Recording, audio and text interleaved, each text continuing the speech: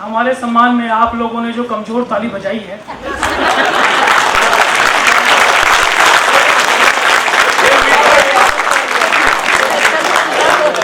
इतनी ताली तो हम लोग घर में ही बजवा लेते हैं। इबादतों की तरह मैं ये काम करता हूँ, इबादतों की तरह मैं ये काम करता हूँ, और मेरा उसूल है सबसे पहले आप सभी को प्रणाम करता हूँ। एकदम मस्ती में रहिए, कोई टेंशन लेने की जरूरत नहीं है, क्योंकि जिसकी मस्ती जिंदा है उसकी हस्ती जिंदा है। वरना दुनिया में कुछ लोग को देखो पता चलता है कि जबरदस्ती जिंदा है। लेकिन जहां आप लोगों को हमारी बातें अच्छी लगे, आप लोग हमें तालियों में बताते रहना, क्योंकि कृष्ण जी के बांसुरी के तान में है जान। अब मैं इस कवि सम्मेलन को शुरू करना चाहता हूं, देखता हूं कितना ऊर्जा मिलता है आप लोगों से। तब कहता हूं कि कृष्ण जी के बांसुरी के तान में है जान, पर सुनने वाले कान भी राधा होने चाहिए। और आज इस मंच पर ना कोई तुलसी कबीर रसखान, यहां बस कवि होने का सम्मान हमें चाहिए। और आज इस मंच को जमाने के लिए हम सभी कवि कलाकार खून और पसीना है बहा रहे हैं। आप लोग कम से कम तालियां तो बजाइए। वैसे भी हमारी बातों को सुन के जो लोग ताली नहीं बजाते हैं, उनको रात को बहुत बुरे बुरे सपने आते हैं। हो सकता है सपने में कभी खुद आ जाए। इसलिए मस्ती में रहना चाहिए जिंदगी में। हाँ, सिर्फ एक व्यक्ति ताली बजा रहे, आप ही रहने दो। ऐसा लग रहा है ना पूरी भीड़ का जो लोड है बेचारे एक व्यक्ति के ऊपर है। हाँ, देखिए आज इस मंच पर आप सबको बधाई देता हूं मैं कि आप लोगों ने कवि सम्मेलन की जो परंपरा है उसको जीवित रखा, वो भी हिंदी दिवस के दिन, और हिंदी दिवस का हम पर्व मना रहे हैं। लेकिन देखिए हम इतने सारे कार्यक्रम हम करवा सकते थे, लेकिन हम सब ने कवि सम्मेलन का कार्यक्रम इसलिए चुना है क्योंकि हंसी ने लबों पर थिरकना छोड़ दिया, हंसी ने लबों पर थिरकना छोड़ दिया, ख्वाबों ने पलकों पर आना छोड़ दिया, और अब तो हिचकियां भी नहीं आती दोस्तों, क्योंकि आप सब ने मुस्कुराना छोड़ दिया। तो हंसते रहिए, मुस्कुराते रहिए, अपने जिंदगी में एंजॉय का ग्राफ इतना बढ़ा लीजिए कि जिंदगी में कभी एंजियोग्राफी की जरूरत ना पड़ेगी। क्योंकि आदमी धन के पीछे तो तब तक भागता है जब तक उसका निधन ना हो जाए। हाँ, इसलिए जहां आपको बात अच्छी, अभी तो सर हम पाटिल साहब ने हमें बुलाया, सर ने कहा टाइम पे आ जाना, हमने कहा ठीक है। हम टाइम पे आ गए, नीचे सिक्योरिटी वाले ने पकड़ लिया हमने, और हमको पूछने लगे आप कौन है। हमने कहा सर हम कवि हैं। बोले ठीक है, आप लोग करते क्या है। हमने कहा हम कविता पढ़ते हैं। अब उन्होंने जो सवाल पूछा, जो प्रश्न किया, वो हमारे आज के दिन का सबसे बड़ा सवाल था। उन्होंने पूछा कविता होती क्या है। एक कवि सम्मेलन के रूप में कहीं ना कहीं आप सबको बताना चाहूंगा कि कविता होती क्या है, क्योंकि इस कविता को जब हमारे फकीर ने देखा तो लिखा कि गुरु नानक संत कबीर जायसी के आंगन में पली हुई, गुरु नानक संत कबीर जायसी के आंगन में पली हुई, कवि केशव के घर से निकली रत्नों में मड़ी हुई, जब मीरा की करतार बजी तो कृष्ण भक्ति में लीन हुई, अरे राम बिहारी घनानंद को मिली प्रेम में मड़ी हुई, जब जगन्नाथ रत्नाकर गंगा का अवतरण कराती है, ऋषि वाल्मीकि की वो पावन बेटी कविता कहलाती है।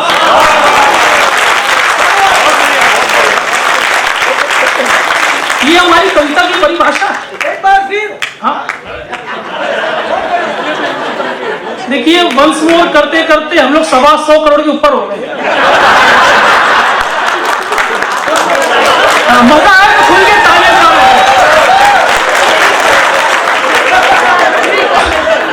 और आप सबको बधाई इसलिए भी देता हूं मैं, क्योंकि आपने देखिए आपने कवि सम्मेलन का कार्यक्रम करवाया है, नहीं तो हमारे घर में 300 चैनल है, और आप जानते हैं सर कैसे कैसे सीरियल आते हैं उस पे, इसका लफड़ा उसके साथ, उसका लफड़ा इसके साथ, और सीरियल का नाम होता है पवित्र रिश्ता।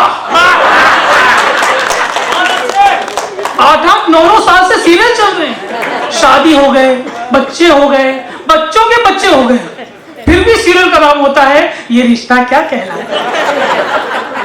जब बच्चे हो रहे थे तब रिश्ता कंफर्म नहीं हुआ, और एक सीरियल आता था हमारे यहाँ, दिया और बाती। महिला शक्ति बेटी बहुत ध्यान से देखती थी दिया और बाती। महिला शक्ति इतने ध्यान से देखती थी दिया और बाती, चाहे भूखा मर जाए जीवन साथी।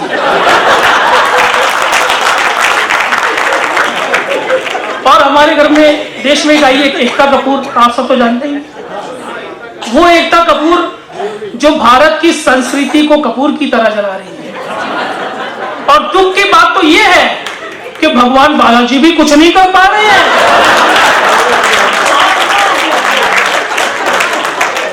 बहुत खुद तो पड़ते ही है, नहीं तो यहाँ होते क्यों? पाटिल सब समझदार व्यक्ति हैं, पहले जांचते हैं सामने वाले को, फिर परखते हैं, पहले इस्तेमाल करो फिर। बहुत समझदार व्यक्ति। एक बार पाटिल सर के लिए जोरदार ताली होने चाहिए पूरे उनके पूरे। सर ने हमें फोन किया, सर ने कहा आपको कभी सम्मेलन में आना है? हमने कहा ठीक है सर, आ जाएंगे। सर ने पूछा आपका मानदेय क्या होगा? हमने कहा सर इतना अच्छा कार्यक्रम है, लायंस हमेशा इतने प्यार से सुनता है, हम आ जाएंगे। उन्होंने कहा ना नहीं देखो ऐसा है कि हम लोग ईमानदार भी हैं। हमने कहा सर नहीं एक बार सर के लिए गाली बजा लीजिए। सर ने कहा देखिए सर आपको बताना पड़ेगा आपका पेमेंट। मैंने कहा सर एक काम कीजिएगा, जितना आपने सोचा होगा उसमें 1000 रुपए कम कर देना, मैं आ जाऊंगा कार्यक्रम में, टेंशन मत लो। सर ने कहा जल्दी आ जाओ, मैंने 1000 रुपए ही सोचा था। देखिए बहुत अच्छे व्यक्ति हैं, लेकिन हमें कहीं ना कहीं समय का अंदेशा है कि समय को सही समय, क्योंकि देखिए आपके और हमारे बीच में, और या मैं कहूं कि आपके और भोजन के बीच में अगर कोई फंसा है तो कभी सम्मेलन फंसा है। तो मैं कभी सम्मेलन को सही समय पे शुरुआत किया हूं मैं, और सही समय पे आपके बीच में लेकर जाऊंगा ताकि भोजन की थाली सही समय पर आपके हाथों में हो। क्योंकि मैं जानता हूं कुछ लोग टेंशन में है, आज अक्सर डिनर में क्या क्या है, रेसिपी में क्या क्या है, बहुत टेंशन में है। सर टेंशन मत लीजिए, मैं आपके बीच में पहले कवि को बुलाना चाहता हूँ। पहले कवि का नाम होता है योगेश मिश्र। वैसे वो जौनपुर उत्तर प्रदेश से आते हैं, और आपको बताऊं कि बहुत घमंड करते हैं कि मैं उत्तर प्रदेश से आता हूँ। ये बात और है कि उत्तर प्रदेश उन पर गर्व नहीं करता, ये अपने परम पाले हुए हैं, लेकिन बहुत रोमांटिक इंसान है। कल अपनी पत्नी को कह रहे थे कि तुम ही मेरी आरती हो, तुम ही मेरी पूजा हो, तुम ही मेरी आराधना हो, तुम ही मेरी अर्चना हो। तो पत्नी भी कम थोड़ी, पत्नी ने जवाब दिया कि तुम ही मेरे रमेश हो, तुम ही मेरे सुरेश हो, तुम ही मेरे दिनेश हो। वैसे आज के दौर में सबसे आसान काम क्या है? इस दौर का सबसे आसान काम है दूसरों को टेंशन देना, और इस काम में हम लोग सब एक्सपर्ट हैं। आप लोगों को अगर किसी को टेंशन देना है तो आप कुछ नहीं करेंगे, आप किसी अनजान व्यक्ति को पकड़ लीजिए बस, और उससे सिर्फ इतना पूछ लीजिए, और भाभी जी कैसी? उनको हमारा नमस्कार कहना। बेचारा सामने वाला व्यक्ति पूरा दिन परेशान है, कौन था, कहां मिला था, लायंस के किस ग्रुप में आई है, पूरा दिन टेंशन में। इससे ज्यादा टेंशन किसी को देना है तो आप किसी को मिस कॉल कीजिए और उसका फोन ही मत उठाइए, लेटेस्ट टेंशन। इससे ज्यादा टेंशन किसी को देना है तो आप किसी के घर का बेल बजाइए और वहां से गायब होइए, सामने वाला फिर परेशान। इससे ज्यादा टेंशन किसी को देना है तो आप कवियों को, कलाकारों को बुक कीजिए बिना पेमेंट तय किए। आज देखिए मंच पे हालत, इनको पता ही नहीं क्या होने वाला है, इसलिए पहले से टेंशन है। लेकिन आज के समय का सबसे बड़ा टेंशन ये है कि आप व्हाट्सएप पर किसी को मैसेज भेजिए और उसको तुरंत डिलीट कर दीजिए। समझ में आए तो जोरदार ताली बजाइए।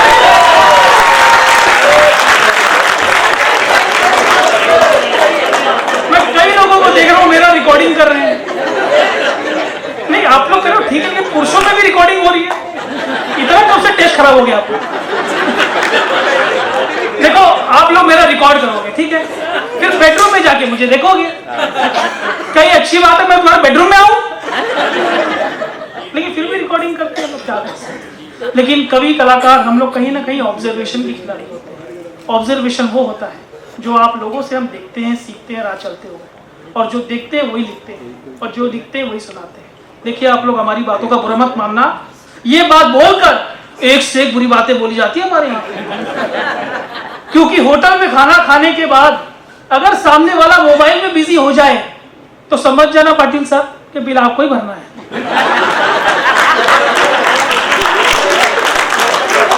सर सोच रहे इसको पता कैसे चला, हर बार तो मैं ही भरता हूं। ऑब्जर्वेशन की खिलाड़ी है सर। ऑब्जर्वेशन क्या होता है सर? देखिए, अगर आपसे कोई कहे I will let you know, इसका मतलब ये है he will never let you know. अगर आपसे कोई कहे कि तुम चिंता मत करो मैं हूं ना, इसका मतलब ये है कि वो आपके लिए कभी उपलब्ध नहीं होगा। जाहिर सी बात है। एक दौर था जब हम सुबह सोकर उठते थे तो पेस्ट करते थे, आजकल हम लोग कॉपी पेस्ट कर रहे हैं। एक दौर था जब हम, देखिए, हाँ ताली बजे तो अच्छे से बजे, क्योंकि ये जिंदगी का दौर है। हमारे देश में एक व्यक्ति दूसरे व्यक्ति के साथ तीसरे व्यक्ति के बारे में 4 घंटा बात करता है और 5वें घंटे बोलेगा छोड़ना यार, अपने क्या लेना देना ऐसे लोग से।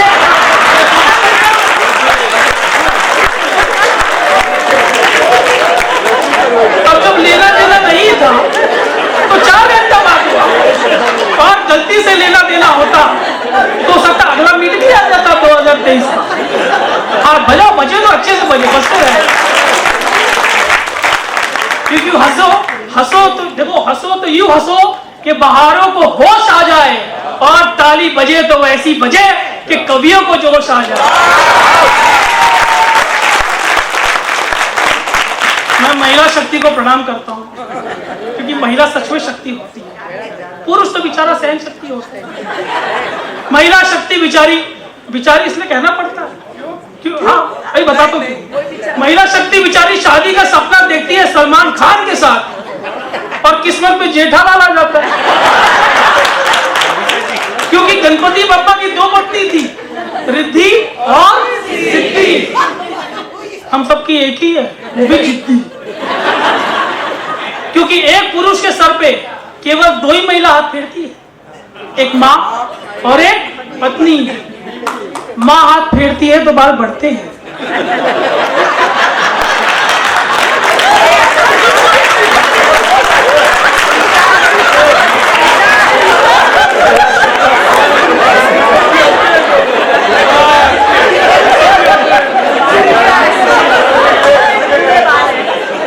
मैं यहाँ कईयों को देख रहा हूँ, ऐसा लगता है पूरे मोहल्ले ने हाथ फेरा है।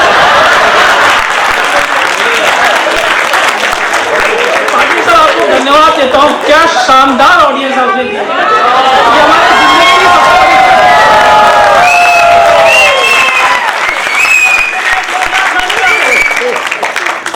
मैं तो अपनी गर्लफ्रेंड के साथ घूम रहा था। अब कुछ लोग टेंशन में, कवियों के गर्लफ्रेंड, खुद का खर्चा निकलता है इससे। अब किसी ने कहा पत्नी मारेगी, तो पत्नी है ही नहीं। अब बताया ना उसने कि मैं उत्तर प्रदेश से हूँ।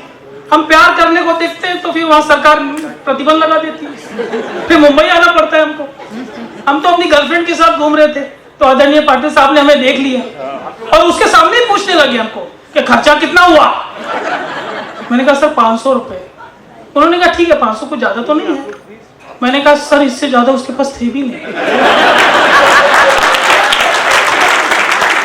क्योंकि हम भी वहीं से आते हैं, मजाक हमारा कोई खर्चा करवाते हैं। लेकिन आपको दुनिया का सबसे बड़ा अगर मैजिक शो देखना है तो आप चले जाइए ब्यूटी पार्लर। हिंदी दिवस है, देखिए अभी ज्योति त्रिपाठी मुझसे पूछ रही थी क्या ये ब्यूटी पार्लर को हिंदी में क्या कहा जाता है, क्योंकि हिंदी दिवस हम मना रहे हैं। मैंने कहा उसको कहा जाता है काया पलट केंद्र।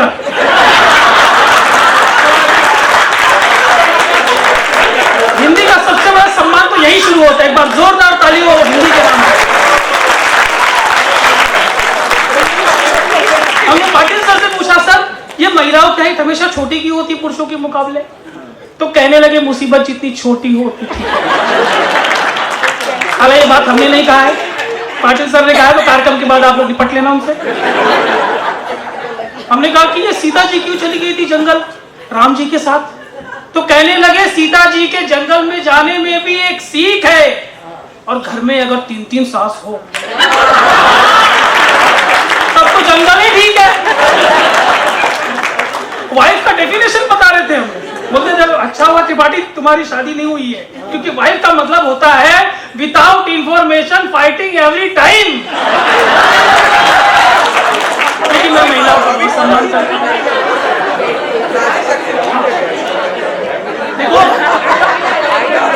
देखो इस देश में इतने आंदोलन हुए, हाँ आपस में बात कर लो, हमारा क्या, हम करो जाते रहेंगे, हम तो बहुत। देखिए इस देश में इतने आंदोलन हुए, गंगा बचाओ, नर्मदा बचाओ, ताप्ती बचाओ, बेटी बचाओ, लेकिन अब इस देश में जो अगला आंदोलन होगा वो होगा पति बचाओ। हाँ देखिए जो बेचारे मुक्त पीड़ित है, बेचारे चुप चुप के बजा रहे हैं, उनको सारे पत्नी साथ में बैठी देख लेगी तो घर पे छोड़ेगी। क्योंकि जैसे ही शाम को 6 बजता है पत्नी फोन करती है पति और बड़े रोमांटिक होकर सवाल पूछती है, आज खाने में क्या बनाऊं? पति बेचारा अंदर से सोच रहा होता है, हाँ बजा लो। पति बेचारा अंदर से सोच रहा होता है कि यार 15 साल से बेवकूफ तो बना ही रही है, आज कुछ तो बना दे मेरे पसंद का यार, कम से कम इस घर का मालिक को मैं इतना तो इज्जत करो मेरी। तो पत्नी कहती नहीं आज जो आप बोलेंगे वो बनेगा। तो पति बेचारा कुछ समय के लिए, कुछ सेकंड के लिए खुश हो जाता है। जैसा आप जानते हैं पत्नी खुश होने नहीं देगी उसको, लेकिन फिर भी खुश होता है और एटीट्यूड में कहता है पत्नी से, काम करो भिंडी की सब्जी बना दो। फिर पत्नी कहती यार 2 दिन पहले तो बनाई। फिर पति बोलता अच्छा गोभी की सब्जी बना दो, तुम्हारी मम्मी जी को पसंद नहीं है। अच्छा यार मिक्स सब्जी बना दो, बच्चे नहीं खाते। अच्छा पाव भाजी बना दो, अपना वजन दिखाए, कुछ दिन में फट जाओगे किसी दिन। कुल मिला के पाटिल सर ये वही खिलाते जो पहले से इन्होंने सोच के रखा होता है, लेकिन 24 घंटे में एक बार ये बेइज्जती का ओरिएंटेशन कोर्स कराती है। हमारे कार्यक्रम में मैं कुछ पगड़ी देख रहा हूँ, आदरणीय सरदार जी को देख रहा हूँ, मैं प्रणाम करता हूँ उनको भी। वैसे सर ने कहा था कि सर 200-300 लोग होंगे कार्यक्रम में, लेकिन ऐसा कहा गया है कि एक सरदार 1.25 लाख के बराबर होता है। तो आज तो 2-2 हैं, तो ताली उस हिसाब से बजे कि लगे कि हिंदुस्तान की ताली बजे। लेकिन मैं थोड़ा सा रस परिवर्तन कर रहा था, क्योंकि देखो मैं मल्ला हूं, किस नाव में किसको कब उतारना है वो जानता हूं, क्योंकि कब कौन सी बात कैसी कही जाती है। हमारे शायर ने कहा कि कब कौन सी बात कैसे कही जाती है, अगर सलीका सही हो तो हर एक बात सुनी जाती है। तब मैं कहता हूं कि कविता की धार मानो 2धारी कटार जैसी, कविता की धार मानो 2धारी कटार जैसी, लेखनी अनल सम पौरुष जगाती है, अंग अंग में तरंग जोश का चढ़ाती रंग, साहस की तड़िता को दम से मिटाती है। और सेना के सिपाहियों को करके नमन नित्य बलिदानियों की गाथा शान से सुनाती है, और शारदे सूतों की बात करती है करामात, सुप्त राप्त प्रेम ज्योति पल में जाती है।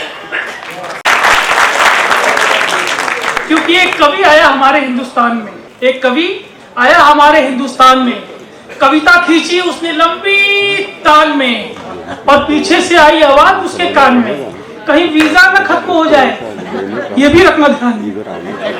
तो ये भी हम ध्यान रखते हैं कि वीजा न खत्म हो हमारा, क्योंकि जो तीर चला था निगाह से, वाह कीजिए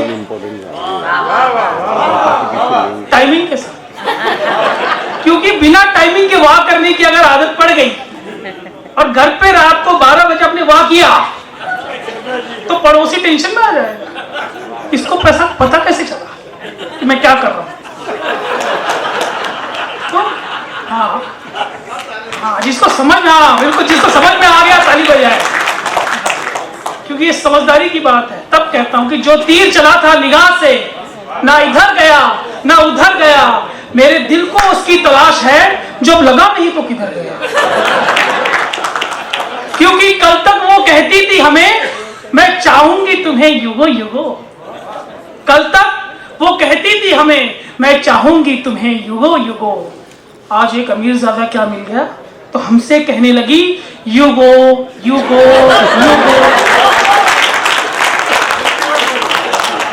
लेकिन उसके प्यार में, हाँ उसके प्यार में हमने भी ना जाने कितना इंतजार किया, और उसके इंतजार में न जाने कितनों से प्यार किया। क्योंकि जिंदगी का सफर बहुत बड़ा है। सबसे बना के रखिए, दिल मिले ना मिले मन बना के रखिए, और मत बनाना ताजमहल हर शहर में, बहुत महंगा पड़ेगा।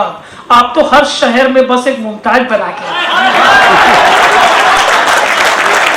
अब समझ में आया आपकी कोर्स ऑफ सिलेबस की बातें, सही पकड़े हैं। अब जाके ना साथ में आएगी, क्योंकि सांप को निकालने में हम बीन हो गए, सांप को निकालने में हम बीन हो गए, किसी फिल्म के दुखी सीन हो गए, और जिसको देखकर करते थे हम खुद को सैनिटाइज, आज उसी के साथ हम क्वारंटीन हो गए।